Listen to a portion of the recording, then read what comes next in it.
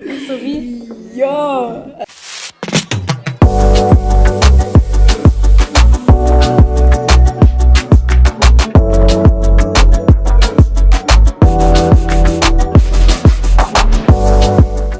Good dance. Hey everybody!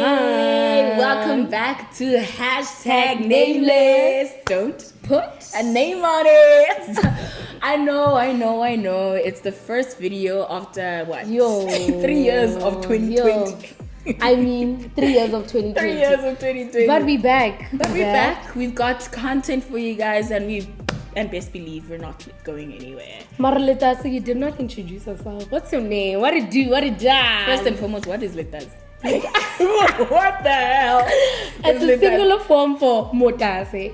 And Motase is, yes, jokingly, comes from Mtasi. I know you are a girl, but Mtase, I don't know what Mtase is. I feel Mtase is one of high. Nakere, unsubscribe on that channel because no. Okay, No. but we move. But anyway, hi, my name is Mila, and I'm not alone. I'm with Rego. and we're back with more fire content this year. But first of all, we have to start We have to go into New Year's resolutions. I know it's right. I don't know what day of it is when you guys are gonna watch this, but it's March. But yeah, what New Year's resolutions have you made for yourself this year, Rego? And where are you? I remember we made it, and it's like the 3rd month of this year.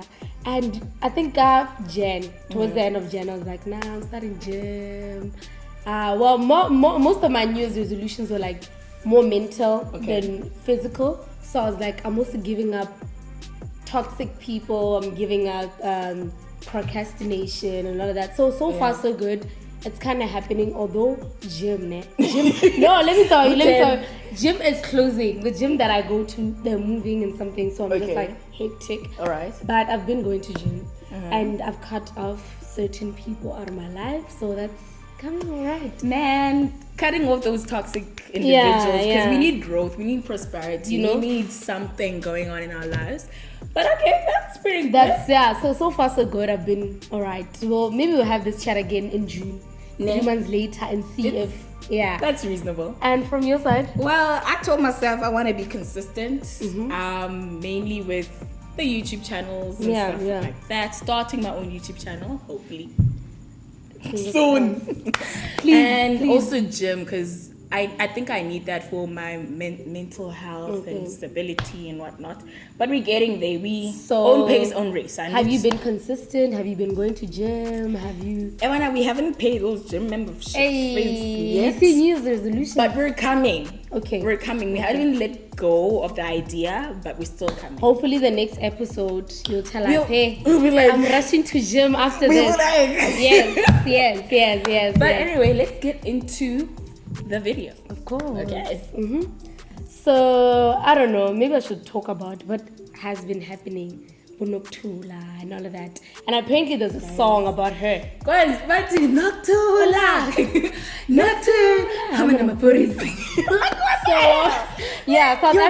South Africans are not zero chill, hey? Yeah. But what does Nokuthula story? The lady disappeared. She didn't disappear. She left. She decided to leave. She's like, yes, and these people do not tell me to leave, to go with them to a funeral. So they don't like me, they don't love me, they don't appreciate me. This is your family. So I'm leaving. I'm going to Cape Town. An entire Cape Town with 5 And then rand. apparently she wanted to leave with her child. And then the neighbor was just like, bring the child. So she left the child and she went to Cape Town with 5 rands. 5. Okay. 5 rand. Okay, Nokuthula. So sharp, okay. Now the family were like, hey, say, where's Nokuthula? What's happening? And all of that. And then they discovered a body. So the body was unrecognizable. They couldn't recognize it. So they were like, birthmarks. Yeah, this was Nokuthula. Vela, it's her. And then they buried her, thinking that it's her. Then years later. Okay. 4 years later. I think it's 4 years later. Someone called. Hey, do you guys know Nokuthula? This and this and this. I think someone knew who Nokuthula is. Okay. And then she called her family while Nokuthula was around. Nokuthula was like, this is up, chilling. Yes, cruising at the beach, chilling. So now my question is, who did they bury? And DNA test. I think we were having this before we shoot. We had the conversation like behind the scenes, and I was like, guys, you have to go through forensics. You have to do DNA tests before burying a person. But then again, asking the question of why didn't she get in contact with the family for 4 entire years? Thing is, like we just mentioned being toxic and all that. Maybe the family was toxic, and family members, I feel like they're more toxic than friends. Sure. So sometimes you're gonna be like, I'm out. But I mean, how long does it take for you to heal? An entire 4 years. Also, I feel like she should have just written like a note, and all that, and said the fact that she had, I don't know, is it 3 kids or 2? 3, I think it's 3. She left behind kids. And being she's a single mom, but leaving your kids for that long and them having believed that their mom passed away. Yeah. Okay, she didn't know because actually she did, because there was something that said in the video, in the cutting edge video, she said that she had gone to Home Affairs or something, and they said that she no, passed babes, away. you dead though. And then she didn't know what to do in that situation. But then again, like, wow. But then again, like, it's also a matter of, don't you think the family jumped into conclusions? Sometimes when someone is missing, they're missing. You don't have to be like, let's go. Okay, so Mila or whatever. Yeah, I'm pretty sure they were like hysterical by the fact that they found a body that resembles her, and they were quick to like, okay, we need to get some news about her. But you know what triggers me is the fact that the community is actually going, like, hitting the family hard, especially calling her like ispocho, like a ghost, and pinching her. Like, what does that do to your mental state as a person, knowing that yes, you've been away, yes, you know you guys have buried me, but then again, like, dog, I'm back. We move. But also, I feel like she's also bothered, because even after the 4 years, she's still like, yes, I went to Kapa, so what? Whatever. Like, even on the phone call, it's like, why are you crying? Okay, so now my other question is, do you think if she lived with her kids, would have been acceptable? Like, yeah, it's fine, disappear. It could have turned out as a better situation because she left with the kids. I don't know what her mental state was before leaving home, but if she had left with the one child, it would have been like, okay, we so where's the child if they identified the body? Yeah. Okay, makes sense. But it would have been even more on the family if they found the body and then they don't know where the child is. So it's a so I think enough from my side is, if your family is toxic or whatsoever, write a note and just leave. Tell them, I'm going to New York. You guys are toxic. But that's a bit 13 reasons why, hey? Yes. That's a bit 13 reasons why. But anyway, we move. Recently, Netflix just dropped a new series called Queen Sono. And what do you think, Rego? Have you watched it? I've watched it. I loved it. And firstly, I thought it was like a movie. So I was like, hey, I'm going to go watch Queen Sono movie. First episode, second episode, third episode. I'm like, wow, it's a series. So I was like, wow. But I really loved it. It was so original. What did you like about it? Okay. Also, let me compare my before I watched it and after I watched it. Right. Before, I thought it was a movie, right? And then before, I thought it's some royalty movie. Pearl Tooth is a queen there in that country or whatever. So you were referring it to Scorpion? Yeah. And then I watched it and I'm like, wow, okay, she's a spy. It has some post-apartheid thingies happening there. So I really loved it because it wasn't your typical politicians that we saw, typical politics and all of that. So it was kind of like on both sides. And also I loved the diversity, how Kovsie changed around from being like a colored nurse to being a spy to being a journalist. So I liked how well-rounded she was as a character and how she grew as a character as well. True. But what I liked most about the movie, I'm all about cinematography. Yes. I'm all about sound. I'm all about like the direction of the movie and whatnot. But most importantly, the diversity of the cast, because wow, from young, from old to race as well, was across the board. It exuded, like it showcased how talented South African actors and actresses are. But behind the scenes, rather, we were talking, we thought like other characters there were like from Angola, Namibia, whatever.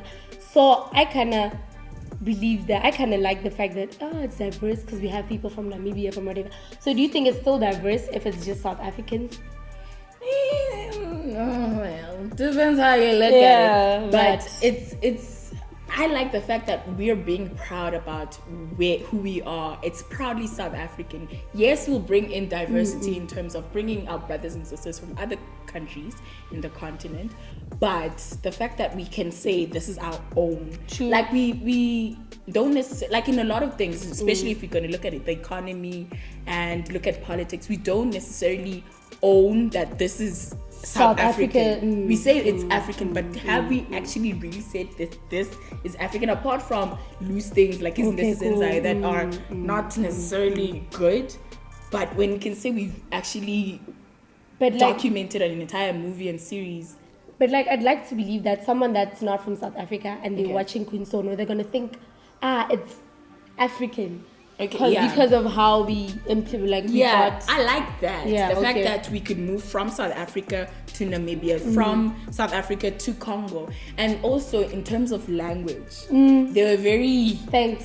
I loved it. I also loved it. I loved it. Kinda, is it Kate Licorice? Yeah, I loved how Italian she was. Was she Italian? I thought she was Russian for a minute. Wow, no, she was Russian. Hey, drop Russian. in the description. Russian, yeah, she was Russian. In the comments, please tell her, is she Russian or Italian? But because Russians are like that way. So now, I think she was Russian. But who was your favorite, like, actor out of the whole? I loved Vuyo. Yeah, I loved him. I loved him. And I also loved the part where they went to church. They robbed the church. I don't know if they didn't rob the church. They didn't rob the church. They didn't rob the church. Okay, there's a spoiler alert if you're not watching. Haven't watched okay, it. let's not spoil it. Let's not spoil it. Okay. But I love the part where they pretended to be something that they were not. Okay. Yeah. So let me not spoil it, but yeah. You know what I found intriguing?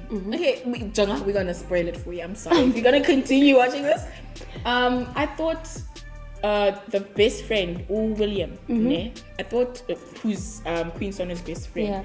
I thought, because he's getting married or something's happening there. I literally thought that his fiance is gonna she's gonna turn on Pearl at some point. That's what I think.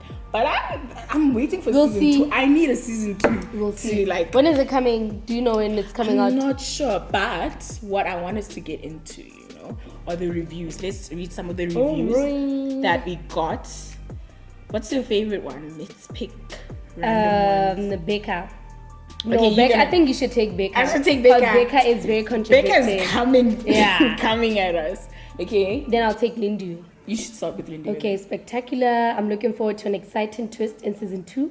What a breath of fresh air. Well done to the production team. It's amazing to see African stories being told by Africans. Love the positive and balanced depiction of Africa, and like a typical depiction of Africa as a dark continent. The production is on point, quality actors, the set, music, multilingual. To celebrate our diversity was a plus for me. And then last but not least, having a lady as a leading character was a cherry on top. Salute to Netflix and the production team. Love to see it. Love to see it.